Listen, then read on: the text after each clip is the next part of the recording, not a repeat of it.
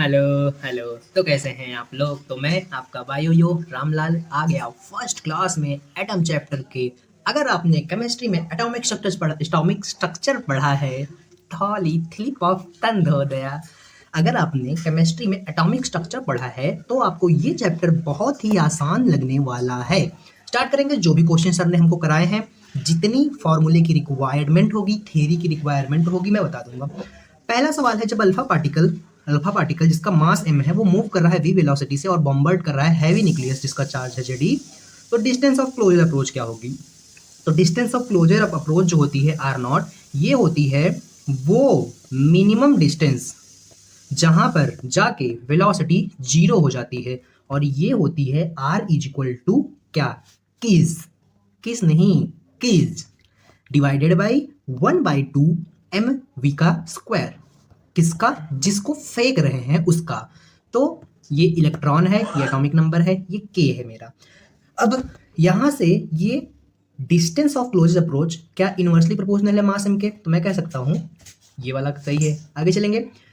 Alpha nucleus जिसकी energy इतनी है उसको बॉम्बर्ड किए toward the target, closest approach बतानी है। तो closest approach inversely proportional to m होती है। एक तरह से ये सेम क्वेश्चन हो गया। आगे चलेंगे। अब देखो इम्पैक्ट पैरामीटर। इम्पैक्ट पैरामीटर क्या होता है भाई?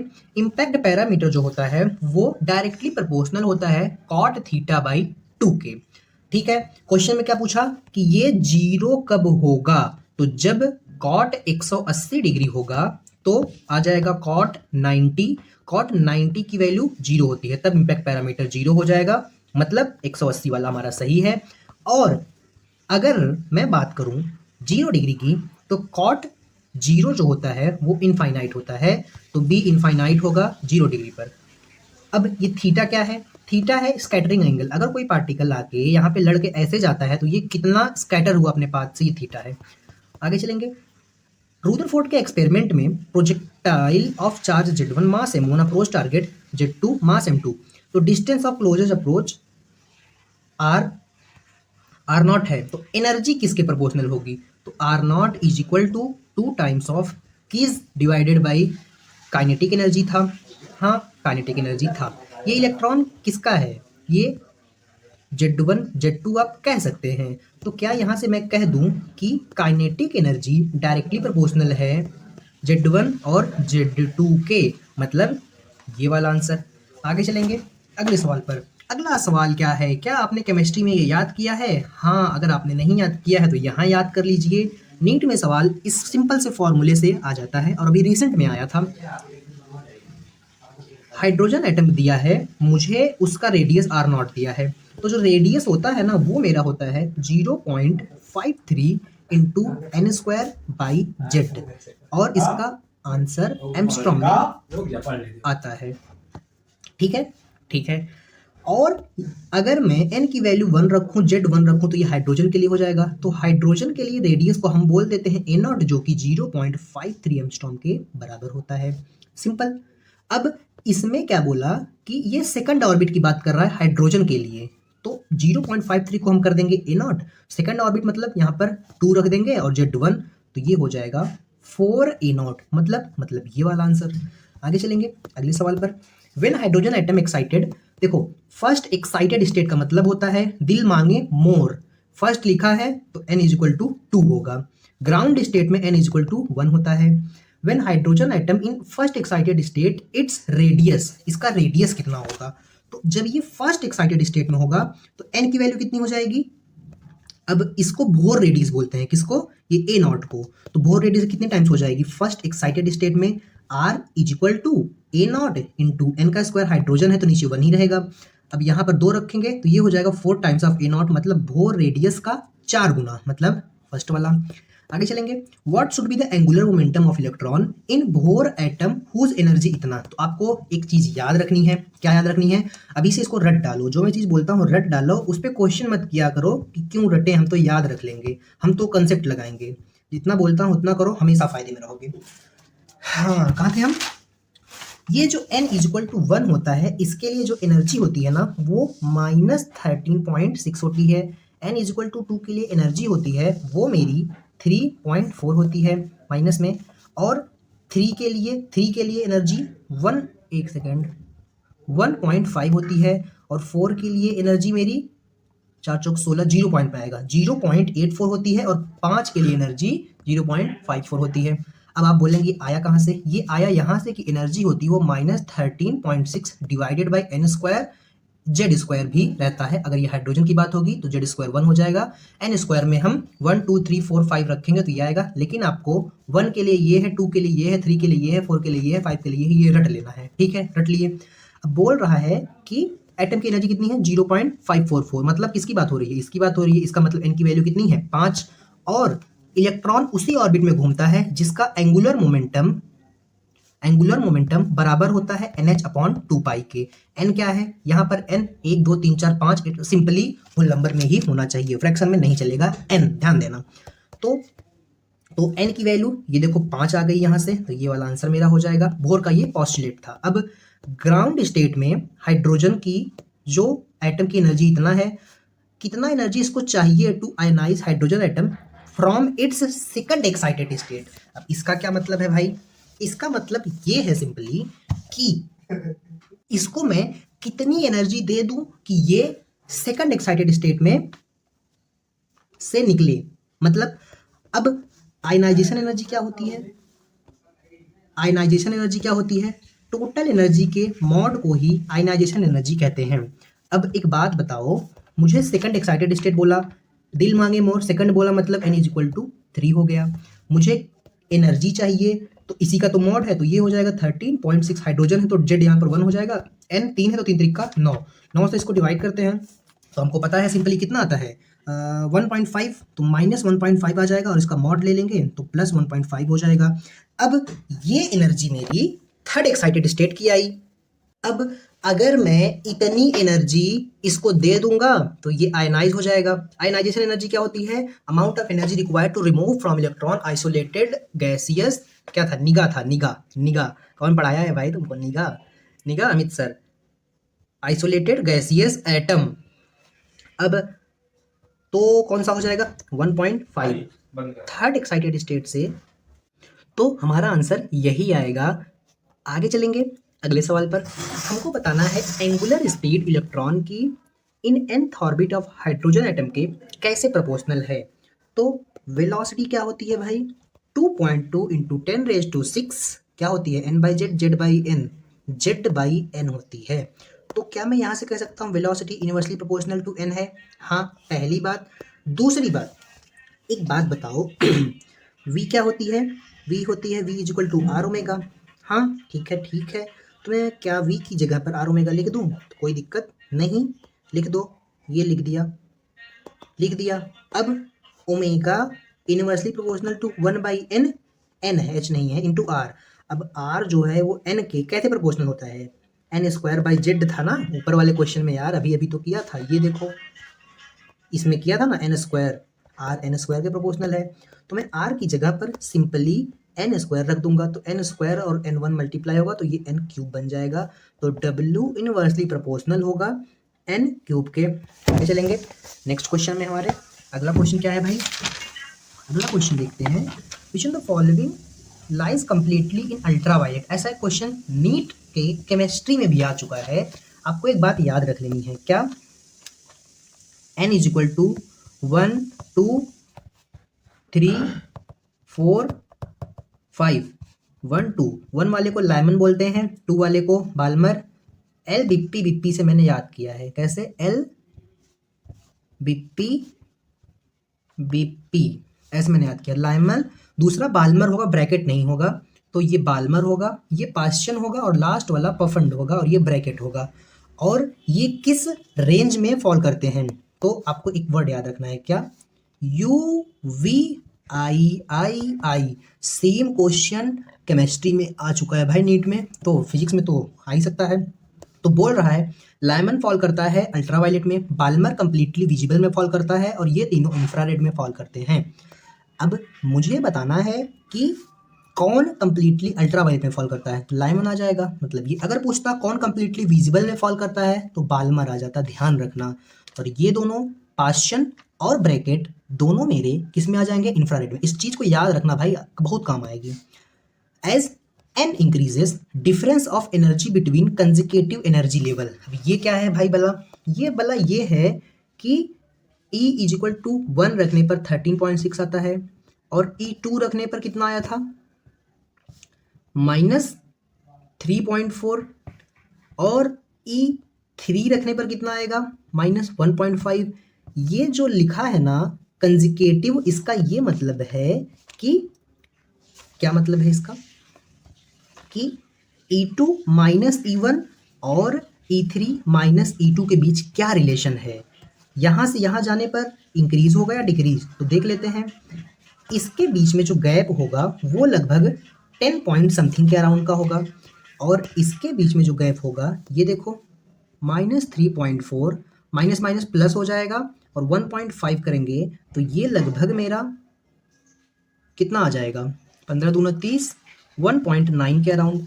तो अगर मैं कहूँ कि E2 माइनस E1 ग्रेटर होगा, E3 माइनस E2 से ग्रेटर होगा, E4 माइनस E3 से, तो कोई आपको दिक्कत नहीं, कोई दिक्कत नहीं है।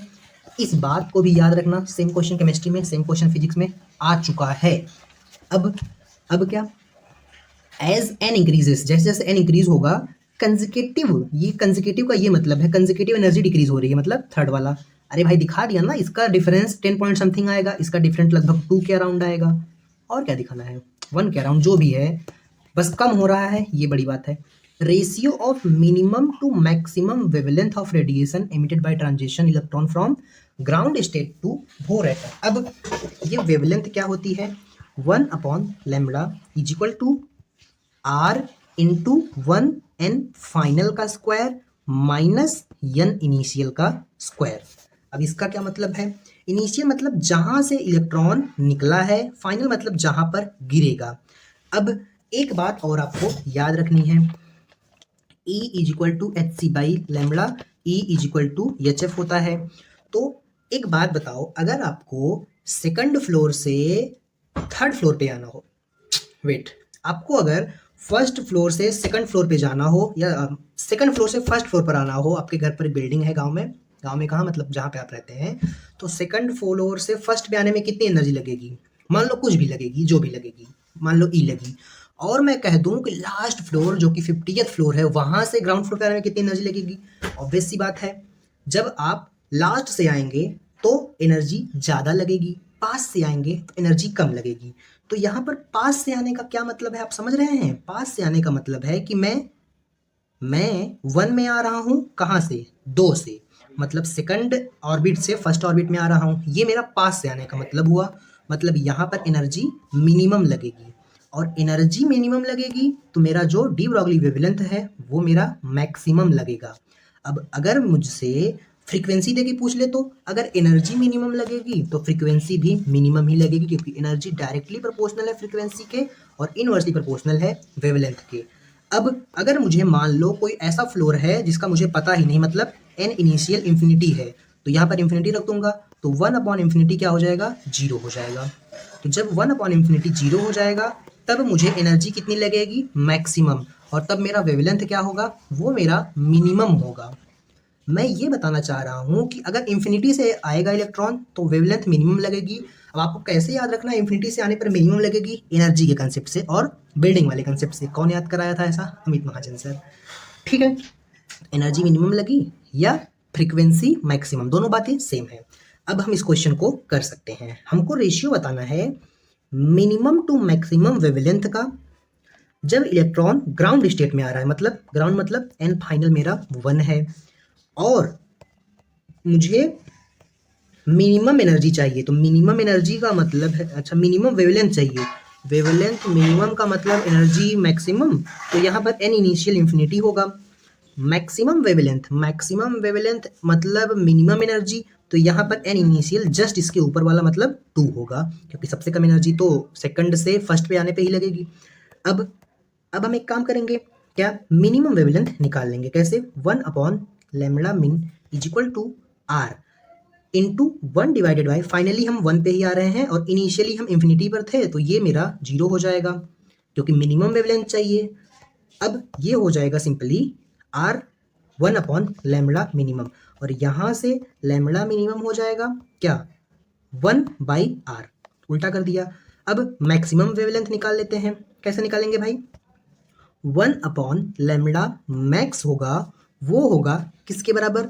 वो मेरा होगा आर एन फाइनल का स्क्वायर माइनस एन इनिशियल का स्क्वायर। मैक्सिमम वेवलेंथ के लिए एनर्जी मिनिमम चाहिए, एनर्जी मिनिमम के लिए जस्ट एक फ्लोर क्रॉस करना पड़ता है। अब इसमें भी एक ट्विस्ट है, बस अभी इतना याद रखो, वो क्वेश्चन आएगा तो मैं बता दूंगा। फाइनली हम 1 पे ही आ रहे हैं, इनिशियली हम 2 से आ रहे हैं क्योंकि हमको मैक्सिमम वेवलेंथ चाहिए। अब ये हो जाएगा आर। अगर आपको कभी कंफ्यूजन हो कि यहाँ पर बड़ा वैल्यू आएगा यहाँ पर छोटा, बस इतना याद रखना, माइनस में नहीं आना चाहिए। अगर मैं इसको यहाँ रख लूंगा तो आंसर माइनस में आने लगेगा।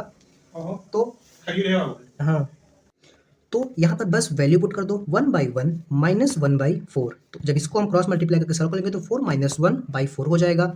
मतलब ये हो जाएगा 3r/4 1/λ क्या था? मैक्सिमम। और यहाँ से लैम्बडा मैक्सिमम हो जाएगा 4/3r। मुझे क्या चाहिए? Lambda minimum by lambda maximum का रेशियो। लैम्बडा मिनिमम कितना था भाई? 1/r। और लैम्बडा मैक्सिमम कितना है भाई? 3r/4। r से r कैंसिल हो गया तो 3/4 मेरा आंसर आ जाएगा। मतलब फर्स्ट वाला। अब आगे वाला क्वेश्चन करते हैं। अगला क्वेश्चन क्या है भाई? मैं तब तक खाना खा के आता हूँ।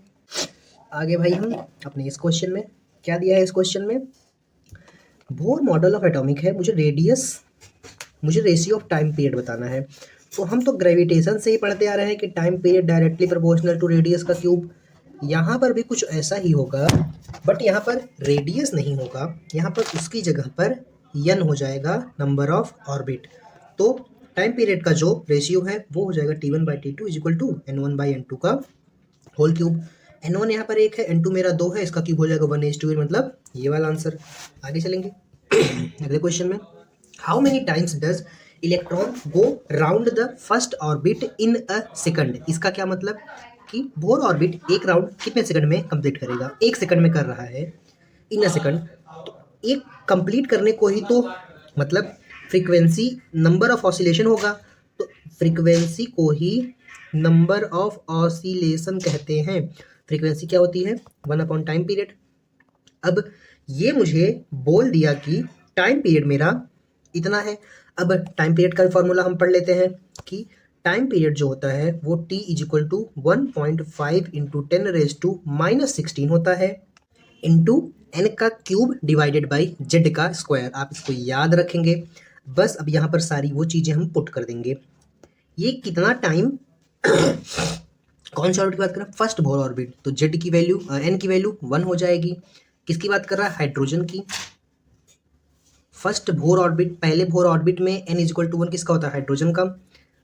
तो अगर आपको कुछ ना भी दिया हो या ना समझो तब भी आप हाइड्रोजन का ही लेना। तो ये हो जाएगा मेरा सिंपली, इसकी भी वैल्यू 1, इसकी भी। तो यहाँ पे हो जाएगा 1.5 इंटू 10⁻⁻16, ऊपर चला जाएगा 10⁻⁻16, और 1.5 को हम लोग 3/2 लिख सकते हैं। तो ये हो जाएगा 1 डिवाइडेड बाई 3/2 मल्टीप्लाई बाई 10⁻⁻16। और ये कुछ आ जाएगा, इसको डिवाइड करेंगे तो 0.66 इंटू 10⁻16, और इसको हम कर देंगे 6.6 इंटू 10⁻16। मतलब कौन सा वाला ऑप्शन? मतलब 6.6 इंटू 10⁻15, ये वाला ऑप्शन सही है। एक पावर कम करेंगे ना तो यहाँ पर 15 हो जाएगा। Ratio of energy of hydrogen atom first excited state, मतलब n is equal to 2 second excited state, मतलब n इजिक्वल टू 3 में बतानी है। एनर्जी जो होती है वो डायरेक्टली प्रोपोर्शनल होती है Z²/n² के। हाइड्रोजन है तो Z दोनों के लिए 1 होगा, तो E1/E2 हो जाएगा N2/N1 का होल स्क्वायर। N2 कितना है? 3, N1 कितना है? 2। इसका करेंगे स्क्वायर तो 3 3 का 9, 2 दूनी 4, मतलब 9/4 मेरा आंसर आ जाएगा। आगे चलेंगे अगले सवाल पर। अगला सवाल क्या है भाई? Which of the following transition of hydrogen emit photon of lowest frequency? अब लोएस्ट फ्रीक्वेंसी का मतलब मैंने पहले ही बता दिया। एफ मिनिमम का मतलब ई मिनिमम का मतलब सिर्फ एक फ्लोर क्रॉस करना होगा। अब n इजिक्वल टू 2 से n इजिक्वल टू 1 आने में, और n is equal to 4 to n is equal to 3 आने में, दोनों में एक फ्लोर है। ये दोनों तो नहीं होगा। ये फ्लोर वाला कंसेप्ट ऊपर वाले क्वेश्चन में बताया था। तो कौन सा वाला सही होगा? तो क्या हमको पता है कि E2 माइनस E1 बड़ा होता है compare to E4 minus E3। हाँ, मुझे क्या चाहिए? लोएस्ट फ्रीक्वेंसी, मतलब लोएस्ट एनर्जी। तो लोएस्ट एनर्जी तो इसमें ही आएगी क्योंकि इनका डिफरेंस मेरा कम आ रहा है। तो ये वाला नहीं होगा और ये वाला मेरा हो जाएगा। आपको जो बता रहा था ना कि इसमें भी एक ट्विस्ट है, ये ट्विस्ट यही था कि एक फ्लोर तो क्रॉस करना है लेकिन ऊपर वाला फ्लोर पे कम एनर्जी होती है। Energy of hydrogen atom in ground state इतना है, energy level in corresponding to n equal to 5। अब ये तो भाई बच्चे बच्चे को मालूम होगा, डिवाइडेड बाई 5 का स्क्वायर, तो ये हो जाएगा 25, डिवाइड करेंगे तो लगभग 0.5 के अराउंड आ जाएगा, मतलब एन जब 5 होता है तो इतना आता है।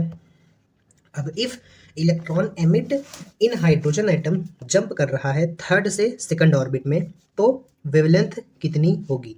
तो 1/λ is equal to R, third से सेकंड पर जा रहा है, मतलब इनिशियल थर्ड है तो यहाँ पर 3 कर देंगे और यहाँ पर कर देंगे फाइनल मेरा 2, और वैसे भी यहाँ पर 3 रखेंगे तो, और यहाँ पर 2 रखेंगे आंसर माइनस में आएगा, माइनस वाला आंसर नहीं होता है। तो ये हो जाएगा 1/4 माइनस 1/9। अब इसको हम क्रॉस मल्टीप्लाई करेंगे तो 9 माइनस 4 डिवाइडेड बाई 9 चौक 36 हो जाएगा, 9 में से 4 जाएगा तो 5/4/36 1/λ हो जाएगा। तो लैम्बडा मेरा हो जाएगा 36/5R, मतलब ये वाला आंसर मेरा सही होगा। कौन सा वाला? 36/5R, 5R/36 वाला नहीं सही होगा। अब आगे चलेंगे, क्या है भाई? Total energy of electron in hydrogen atom ground state में इतना है, तो काइनेटिक एनर्जी बतानी है इलेक्ट्रॉन की। अब पहले बात आपको एक बता दूं जो कि पहले ही बताया था, टोटल एनर्जी लिखेंगे, टोटल एनर्जी लिखेंगे, ग्रेविटेशन बताया था, माइनस ऑफ काइनेटिक एनर्जी हो जाएगा और ये हो जाएगा माइनस ऑफ, माइनस नहीं प्लस ही जाएगा, पोटेंशियल एनर्जी बाई 2। ये इसके बीच का रिलेशन होता है, इन दोनों का साइन अपोजिट होता है। अगर मैं मॉड ले लूँ तो mod of total energy is equal to mod of kinetic energy हो जाएगा, और टोटल एनर्जी मॉड हो जाएगा पोटेंशियल एनर्जी बाई 2। और एक चीज़, अब मैं अगर लिखूँ क्या लिखूँ, तो जो मेरी ये क्या है, ये मेरी टोटल एनर्जी है, इसका उल्टा साइन होगा काइनेटिक एनर्जी में, तो ये माइनस है तो काइनेटिक एनर्जी सेम वैल्यू के साथ होगी लेकिन प्लस में होगी। और वैसे अगर मैं एक रियल बात बताऊं कि काइनेटिक एनर्जी कभी नेगेटिव नहीं होती, तो ये नॉर्मली ये टोटल एनर्जी ऐसे नेगेटिव रहती है और ये काइनेटिक एनर्जी होती है, ये टोटल नेगेटिव रहती है और ये पोटेंशियल भी नेगेटिव होती है। ये इसका सही साइन के साथ रिप्रेजेंटेशन है। ये जस्ट क्वेश्चन के लिए था कि अगर आपको देखना हो तो इन दोनों का साइन अपोजिट होता है, इन दोनों का साइन सेम होता है। तो क्या मैं यहाँ से ये भी कह सकता हूँ कि काइनेटिक एनर्जी बराबर minus of potential energy by 2? हाँ कह सकते हैं, कोई दिक्कत नहीं है। अब एक बात बताओ, मुझे क्या बताना था, ये बताना था, तो ये तो हो गया। आगे चलेंगे, which state of triply ionized beryllium has same orbital radius that of ground state of hydrogen? अब ये क्या बोल रहा है कि रेडियस ऑफ बेरिलियम का, ट्रिपली आयनाइज्ड का, और इसका सेम रेडियस होगा, तो मुझे इस कौन से ऑर्बिट के लिए ऐसा होगा? तो मुझे r directly proportional to n square होती है, एन स्क्वायर बाई जेड होती है, तो मैं यहाँ पर एन स्क्वायर रखूँगा, ये मुझे निकालना है। बेरिलियम का जेड 4 होता है, हाइड्रोजन का एन 1 होता है और जेड भी 1 होता है, तो ये 1 ही रहेगा, तो एन स्क्वायर बराबर 4 हो जाएगा, तो एन बराबर मेरा 2 आ जाएगा। मतलब एन इज इक्वल टू 2 के लिए बेरिलियम का और हाइड्रोजन का रेडियस बराबर होगा अगर वो ट्रिपल आयनाइज्ड है तो। इस क्वेश्चन में हमको ट्रांजिशन दिया है n इज इक्वल टू 4 से n इज इक्वल टू 2 पे, हमको वेवलेंथ बतानी है। तो क्या होती है wavelength? 1 is equal to r, finally किस में आ रहा है?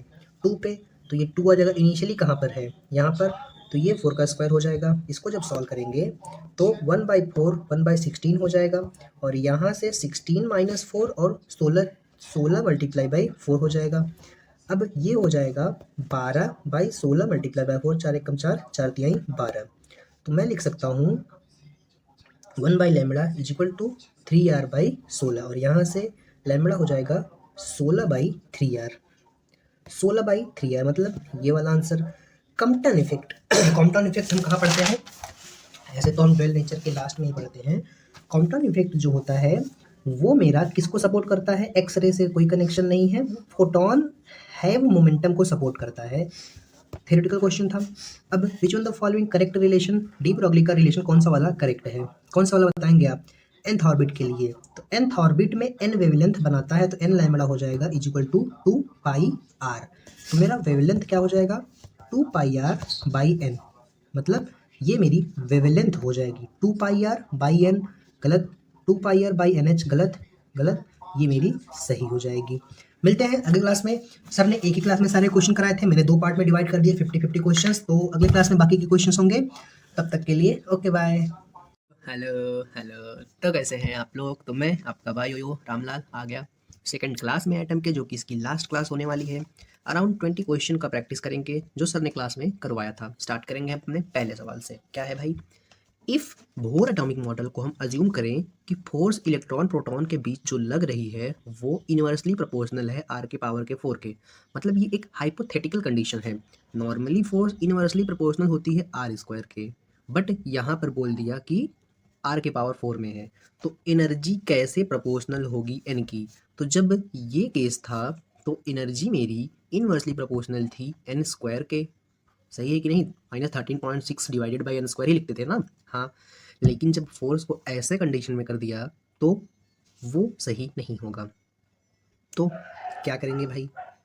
तो हम एक काम करेंगे, हमको क्या पता है कौन सी फोर्स लगती है, सेंट्रीपिटल वाली। तो हम लिखेंगे m v square by r directly proportional to 1/r का पावर 4। हाँ, यही तो लिखते हैं। एक आर से एक आर कैंसिल हो जाएगा, तो यहाँ से मैं कह सकता हूँ वी स्क्वायर इनवर्सली प्रोपोर्शनल है आर के पावर के 3 के। ठीक है। और अब मैं अगर v के पावर को इस साइड लेके जाऊँ तो मैं कह सकता हूँ कि v इनवर्सली प्रोपोर्शनल है r के पावर, इस साइड लेके जाऊँगा तो क्या होगा, ये पावर नीचे आ जाएगा।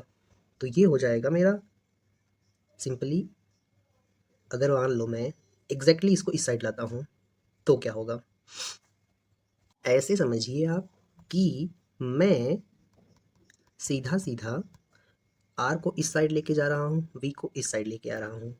तो आर का क्यूब इनवर्सली प्रोपोर्शनल होगा वी के स्क्वायर के, और अब आर की पावर को प्रोपोर्शनल के इस साइड लेके जाते हैं तो उल्टा हो जाता है। उल्टा मतलब 1/3। तो ये 1/3 में यहाँ पे ला दिया। ठीक है। तो आर प्रोपोर्शनल होगा वी के इनवर्सली। अब एंगुलर मोमेंटम तो वही रहेगा, क्यों? फोर्स कैसी भी हो, अगर इलेक्ट्रॉन को इस ऑर्बिट में घूमना है तो इसका एंगुलर मोमेंटम NH/2 के बराबर होगा, तभी तो इलेक्ट्रॉन घूमेगा। अब ये एंगुलर मोमेंटम एक्चुअल में होता क्या है? ये होता है mvr या mrv भी आप कह सकते हैं। तो यहाँ से n डायरेक्टली प्रोपोर्शनल होगा v इंटू आर के। ठीक है। ठीक है। अब क्या मैं r प्रोपोर्शनल जैसे है v के मैं यहाँ पर लिख दूँ? लिख दो। कैसे प्रोपोर्शनल है? इनवर्स में।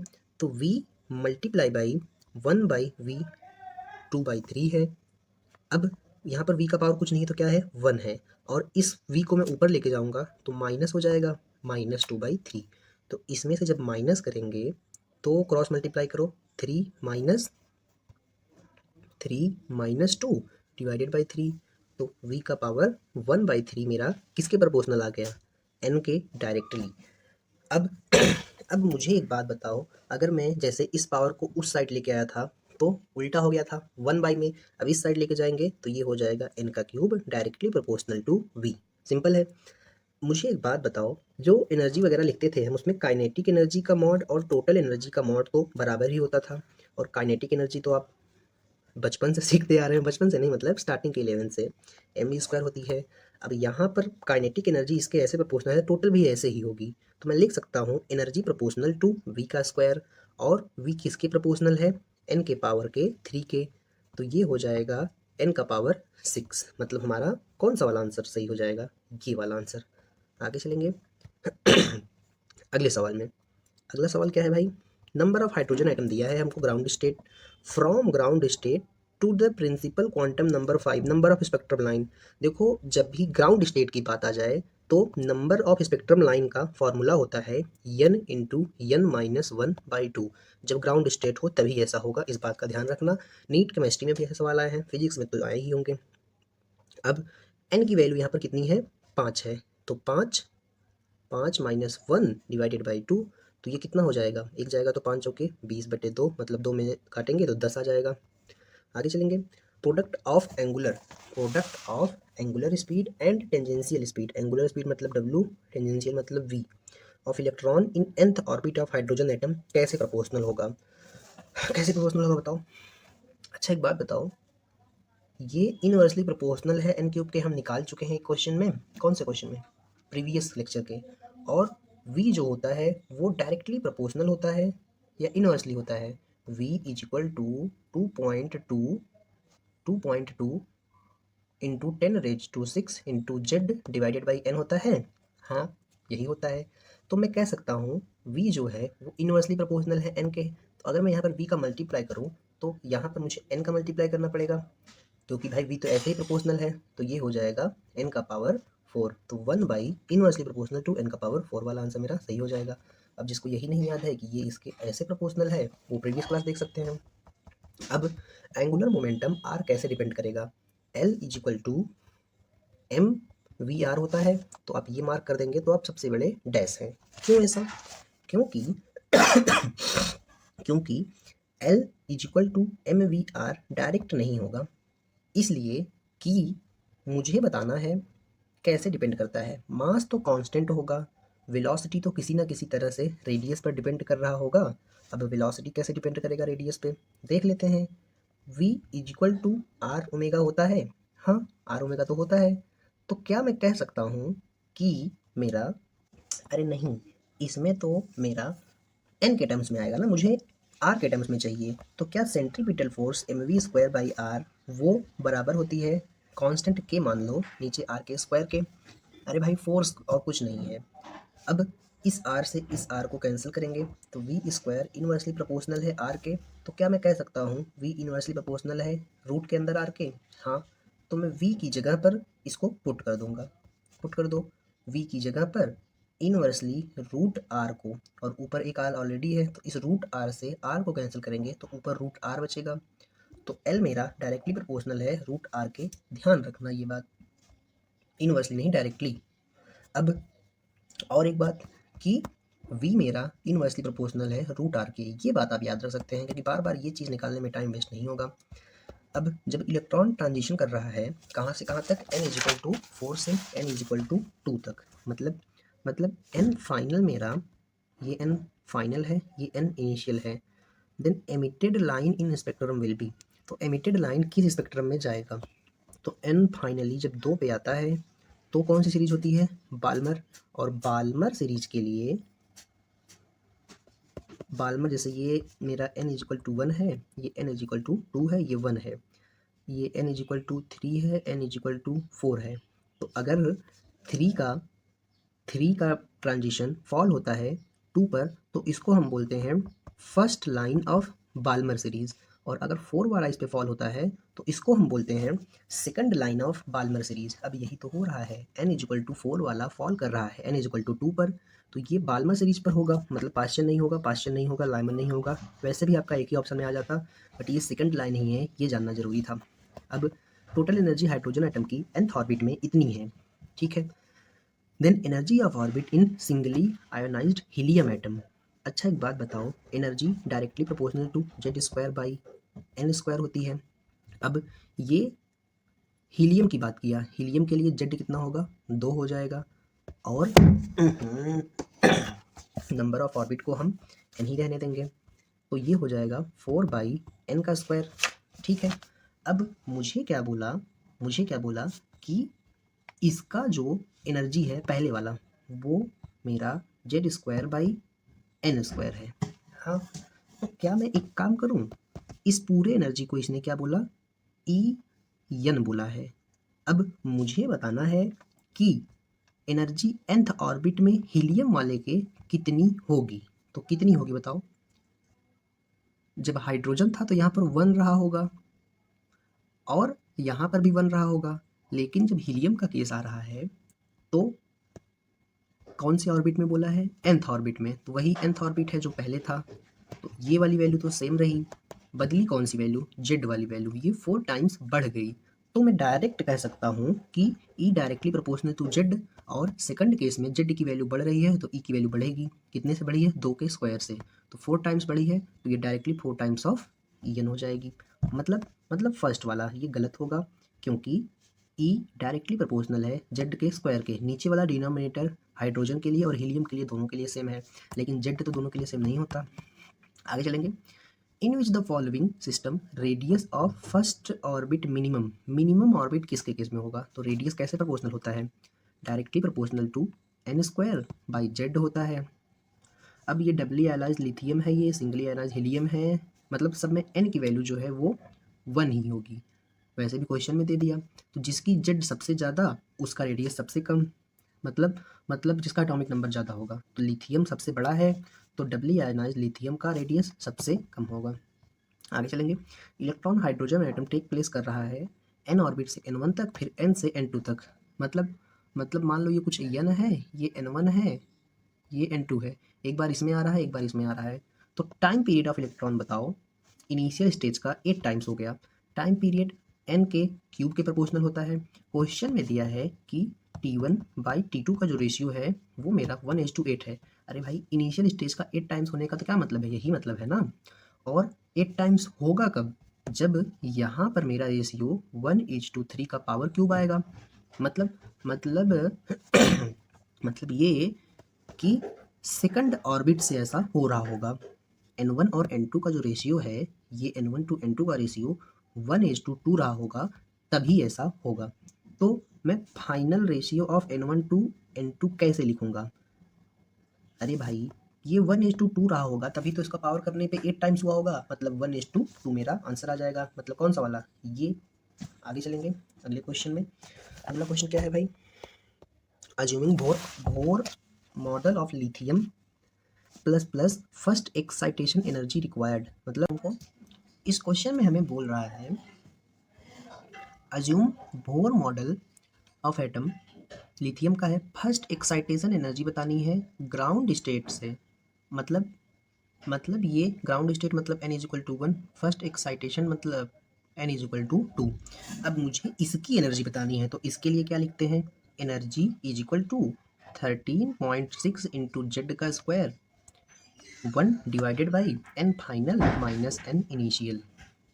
अब यहाँ पर बस सारी चीज़ें पुट कर दो, आंसर आ जाएगा। जेड की वैल्यू 3 है, लिथियम है, 3 तरीक का 9 हो गया। फाइनली हम n=2 पर जा रहे हैं, इनिशियली ग्राउंड स्टेट है। तो एक सेकंड, हाँ, तो इसमें से इसको माइनस करो। अच्छा स्क्वायर था ना, तो यहाँ पे स्क्वायर हो जाएगा, ये हो जाएगा 13.6 इंटू 2 दूनी 4। ये पहले से 2 दूनी 4 था तो माइनस होगा। अब 2 दूनी 4 तो 1/4 -1, तो ये हो जाएगा माइनस, पहले से इसमें माइनस था, -13.6 इंटू 9 और 4 में से 1 जाएगा तो -3/4, ये माइनस माइनस प्लस हो जाएगा, तो ये हो जाएगा 13.6 इंटू 9 इंटू 3/4। सिंपल। अब जब हम इसको सॉल्व करेंगे तो ये हो जाएगा 4 एकम 4, 4 से तो काटते हैं तो 4 तियाई 12, 3.4 के अराउंड आता है, और 9 तरीक 27 होता है। तो 27 मल्टीप्लाई बाई 3.4 करेंगे तो ये लगभग 30 तियाई 90 के आसपास आ जाना चाहिए। 9 तरीक 27, 9 तरीक 27 इंटू 3.4, मतलब ये लगभग 90 के अराउंड वाला आंसर होगा। 90 के अराउंड एक ही आंसर दिया है, ये वाला। आगे चलेंगे। Ratio of wavelength of last line of Balmer series. अब last line of Balmer series का मतलब होता है कि n इनिशियल इंफिनिटी है and second line of Lyman series. अब मुझे एक बात बताओ, last line of Balmer series का मतलब है कि n इनिशियल इंफिनिटी और n फाइनल, बाल्मर मतलब 2, और last line of Lyman series का मतलब है कि n फाइनल इंफिनिटी और n इनिशियल, लाइमन के लिए क्या होगा 1। हाँ 1 ही होगा भाई। अब मुझे रेशियो बताना है वेवलेंथ का, तो पहले जो दिया है पहले वो लेंगे।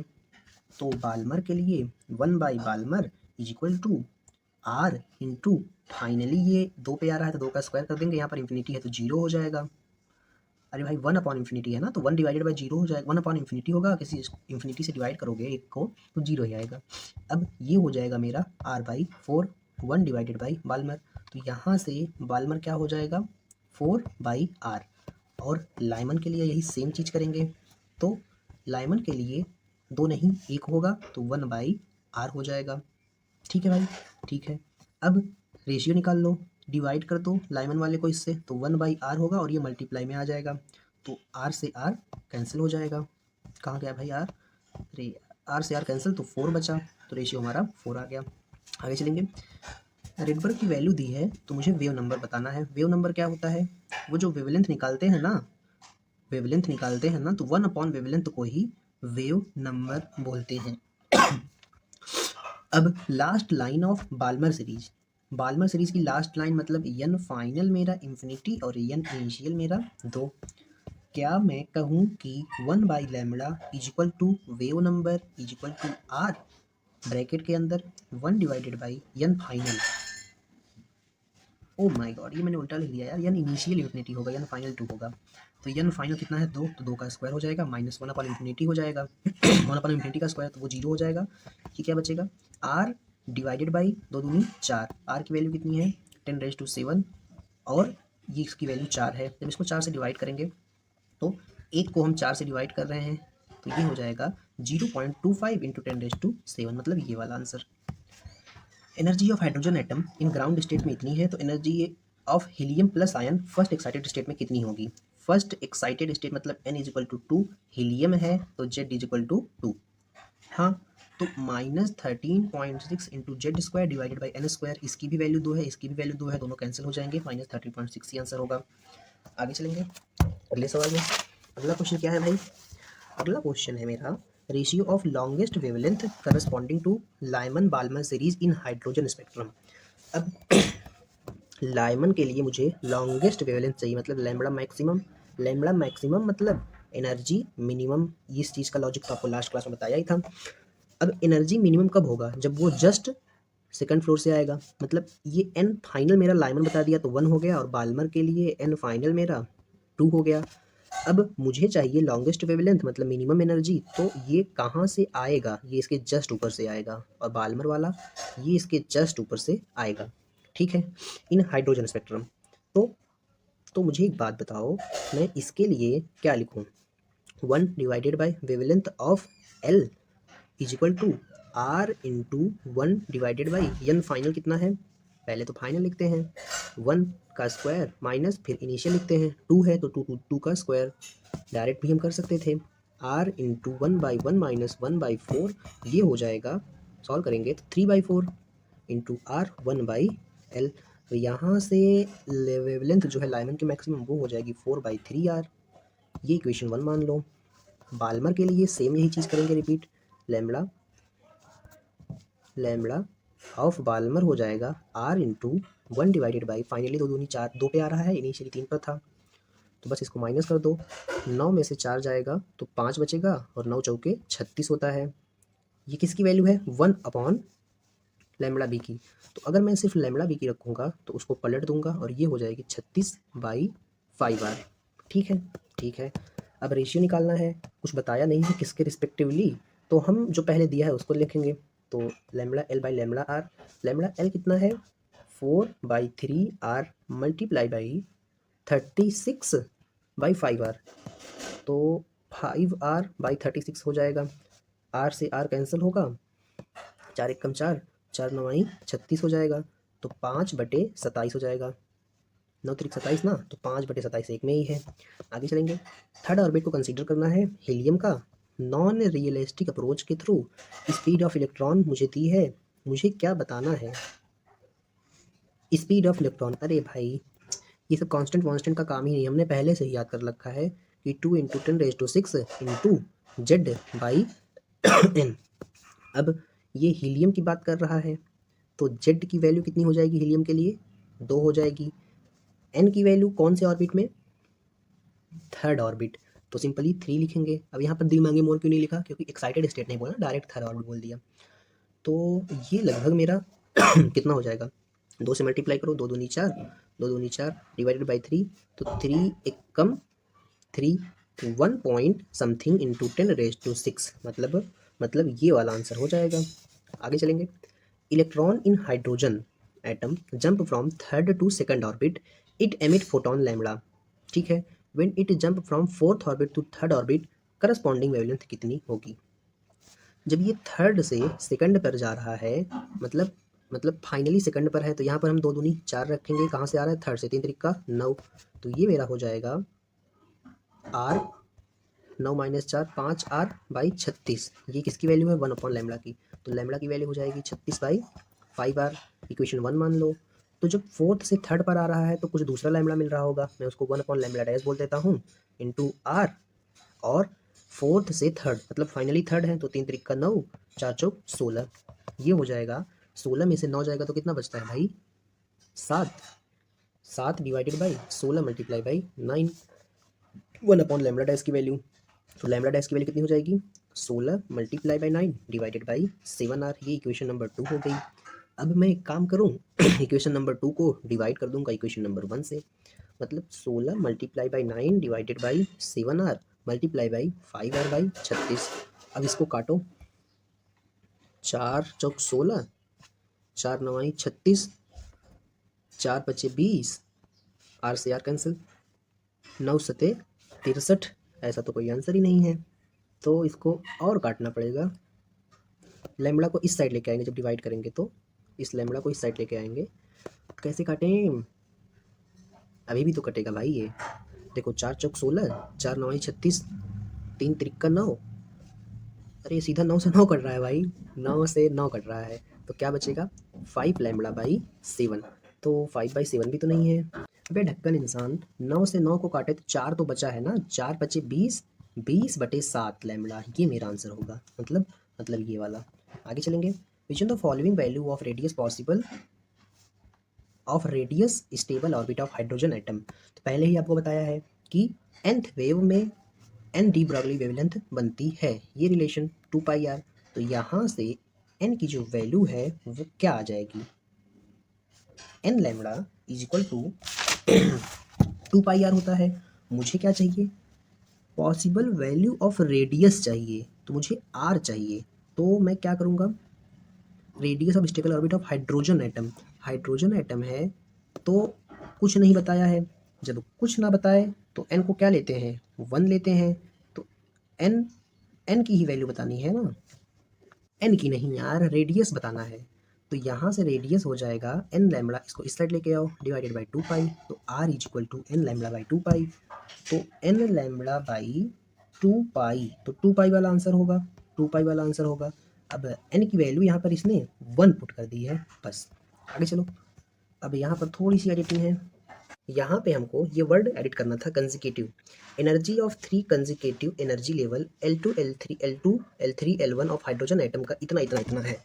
जब फोटोन L3 से L2 पर जा रहा है, मतलब जब फोटोन L3 से L2 पर आ रहा है, L3 से L1 पे आ रहा है, L1 पे पहले L1 पे आया, फिर जब L2 से L1 पर जा रहा है, तो तब की वेवलेंथ बतानी है। अगर ये वाली वेवलेंथ लैम्बडा है तो ये वाली वेवलेंथ कितनी होगी इसके टर्म्स में। मुझे एक बात बताओ, L3 की वैल्यू कितनी दी है इसमें? Simply E0। L2 की वैल्यू कितनी दी है? 4 टाइम्स ऑफ E0। और L1 की वैल्यू कितनी दी है? अरे यार मेरी स्क्रीन क्यों नहीं ऐसे हो रही है, E0/4। अब कंजिकेटिव एनर्जी का मतलब क्या होगा? मतलब इन दोनों के एनर्जी का डिफरेंस, मतलब इन दोनों एनर्जी का डिफरेंस वो कितना होगा? अगर L3 से L1 पर आ रहे हैं तो मुझे लैम्बडा मिल रहा है, तो मैं क्या लिख सकता हूँ कि L3 की एनर्जी माइनस L1 की एनर्जी बराबर hc लैम्बडा। ये तो क्वेश्चन में ही दिया है। अब L3 की वैल्यू कितनी है? L3 की वैल्यू सिंपली E0 है, L1 की वैल्यू E0/4 है। इसको जब हम सॉल्व करेंगे तो ये आ जाएगी 3E0/4 is equal to hc lambda. इसको हम बना लेते हैं इक्वेशन 1। जब हम यहाँ से यहाँ आएंगे तो L2 माइनस L1 करेंगे और इसके करस्पॉन्डिंग एनर्जी होगी hc, मान लेते हैं एक लैम्बडा डैश है, और यही लैम्बडा डैश हमको यार गुस्सा आ रही है, यही लैम्बडा डैश हमको बतानी है। अब L2 की वैल्यू कितनी है? 4/9 ऑफ E। हम यहाँ पर पुट कर देंगे 4/9 ऑफ E0 माइनस E0/4। जब इसको सॉल्व करेंगे तो 4 चौक 16 माइनस 9, 16 में से 9 जाएगा तो 7 बचेगा, 7 बचा, 7 E0 और नीचे क्या हो जाएगा? क्रॉस मल्टीप्लाई, तो 9 चौके 36 बराबर hc लैम्बडा डैश। इसको मैं इक्वेशन 2 बोल दिया। अब एक काम करूँ, मैं इक्वेशंस को डिवाइड कर देता हूँ। तो जब मैं इक्वेशंस को डिवाइड करूँगा तो क्या होगा? h lambda by hc multiply by hc by lambda dash हो जाएगा, hc से hc कैंसिल हो जाएगा, और c is equal to 7 times of E0 divided by 36 multiply by 4 divided by 3 times of E0। ये 3 टाइम्स ऑफ E0 इसमें आया था, ये वाला इसमें आया है। अब इससे इसको कैंसिल करो, 4 एकम 4, 4 9 36, 9 त्रिक 27, ऊपर सिंपली 7 होगा, तो 7/27 is equal to lambda divided by lambda dash. तो यहाँ से लैम्बडा डैश की वैल्यू हो जाएगी कितनी, इसको इस साइड लेके गए, इसको इस साइड लेके आए, ये हो जाएगी 27/7 लैम्बडा। तो 27/7 लैम्बडा कहाँ है भाई, ये देखो यहाँ है। अच्छा सवाल था, ऐसा सवाल आपको स्किप करना होता है। अब आप ये बात याद रख लीजिए कि जब हम ग्राउंड स्टेट से अपर स्टेट में जाते हैं तो एन की वैल्यू बढ़ती है, काइनेटिक एनर्जी जो होती है वो डायरेक्टली प्रोपोर्शनल होती है वी स्क्वायर के, और v generally inversely proportional to n होता है। तो एन बढ़ेगा तो वी घटेगा, वी घटेगा तो वी स्क्वायर घटेगा, वी स्क्वायर घटेगा तो काइनेटिक एनर्जी घटेगी। ठीक है, यहाँ समझ में आ गया, काइनेटिक एनर्जी घटेगी और बोथ एनर्जी इंक्रीजेस, गलत हो गया। पोटेंशियल डिक्रीजेस, काइनेटिक इंक्रीजेस, ये भी गलत हो गया। पोटेंशियल एनर्जी काइनेटिक एनर्जी दोनों डिक्रीज होंगी। अब आते हैं पोटेंशियल पर। जब हम हायर स्टेट में जाएंगे तो होता क्या है, तो पोटेंशियल एनर्जी के भी इनडायरेक्टली प्रोपोर्शनल होता है, और पोटेंशियल एनर्जी निगेटिव में होती है। तो निगेटिव में कम होने का मतलब बढ़ना होता है। वेक्टर क्वांटिटी थोड़ी है, यहाँ पर नेगेटिव का मतलब निगेटिव होता है। तो काइनेटिक घटेगी और पोटेंशियल बढ़ेगी, इस बात को ध्यान रखना। वैसे भी अगर काइनेटिक घट रही है तो पोटेंशियल भी तो घटेगी नहीं, वो बढ़ेगी, इस बात का ध्यान रखना। और टोटल एनर्जी भी मेरी बढ़ेगी। क्यों, ऐसा क्यों, क्योंकि टोटल एनर्जी होती है वो काइनेटिक एनर्जी का माइनस में होती है, तो माइनस में घटना को ही बढ़ना कहते हैं, इसीलिए। और ऐसे भी आप याद रख सकते हैं, टोटल एनर्जी कांस्टेंट होगी फिक्स ऑर्बिट के लिए, यहाँ पर तो ऑर्बिट बढ़ रहा है, तो टोटल एनर्जी इनवर्सली प्रोपोर्शनल होती है एन स्क्वायर के। ऑर्बिट बढ़ रहा है तो टोटल एनर्जी घटेगी, गलत, ये माइनस में बढ़ रहा है ना, माइनस होता है -13.6, माइनस में कम होने को बढ़ना कहते हैं जब क्वांटिटी स्केलर हो तब। एनर्जी तो स्केलर ही है, तो both potential energy increases, kinetic energy decreases आ जाएगा। अगर टोटल एनर्जी होती तो वो भी इंक्रीज होती। अब ये चीज़ देखो, सिंपल सा क्वेश्चन है। फ्रीक्वेंसी को हम क्या करते हैं जानते हैं, फ्रीक्वेंसी को हम F1 + F2 कर देते हैं डायरेक्टली, लेकिन वेवलेंथ को हम ऐसा नहीं करते, क्योंकि E = hf होता है, इसलिए ऐसा कर देते हैं। लेकिन E = hc/λ होता है, इसीलिए वेवलेंथ को डायरेक्ट हम ऐड नहीं करते, हम ऐसे ऐड करते हैं, ऐसे। तो जब ऐसे ऐड करेंगे तो यहाँ पर λ1 λ2 λ3 दिया है, और λ1 पहले के लिए है, λ2 λ3 दूसरे तीसरे के लिए है, तो यहाँ पर λ1 हो जाएगा, यहाँ पर λ2 λ3, इसको क्रॉस मल्टीप्लाई करेंगे तो λ2 λ3 ऊपर प्लस होगा, नीचे λ2 λ3 मल्टीप्लाई होगा 1/λ। लैम्बडा क्या हो जाएगा, λ2 λ3 डिवाइडेड बाई λ2 + λ3, मतलब ये वाला आंसर। और वैसे भी ये डायरेक्ट एडिटिव नेचर का नहीं होगा, तो ये तो आंसर कभी सपने में भी नहीं हो सकता है, ये सपने में भी नहीं हो सकता है, मतलब ये वाला होगा। अब ये क्यों नहीं होगा, क्योंकि L1 L2 L3 तीन एनर्जी लेवल थे, और L1 के करस्पॉन्डिंग L1 के करस्पॉन्डिंग कौन था भाई, L1 के करस्पॉन्डिंग एनर्जी E1 होगी, और E1 के करस्पॉन्डिंग λ1 होगा, इसलिए ऐसा हुआ। आगे चलेंगे। अरे यार कैसे यार, आपको डायग्राम बना के बता देता हूँ। देखो ये तीन एनर्जी लेवल है, E1 E2 E3, इसके करस्पॉन्डिंग λ3 है, इसके करस्पॉन्डिंग λ2 है, और इसके करस्पॉन्डिंग λ1 है। तो यहाँ से यहाँ की आने की एनर्जी इन दोनों के बराबर होगी, और इन दोनों को हम डायरेक्टली जोड़ नहीं सकते, तो 1/, करके जोड़ेंगे। अब समझ में आया होगा आई थिंक। अब स्पेक्ट्रम एब्जॉर्प्शन स्पेक्ट्रम क्या होता है, जब जो फॉल होता है ना, फॉल मतलब जो आके इस पर लाइंस गिर रही हैं वो ग्राउंड पर गिरती हैं, तो उसको एब्जॉर्प्शन स्पेक्ट्रम कहते हैं। और 1 2 3 यही तीन है जिसपे ग्राउंड स्टेट में आके गिर रहा है ट्रांजिशन। तो 1 2 और 3 जो है वो मेरा एब्जॉर्प्शन स्पेक्ट्रम है, थर्ड वाला। यहाँ पे हमारा चैप्टर खत्म होता है, जल्दी स्टार्ट करेंगे चैप्टर निकलिए, तब तक के लिए ओके बाय।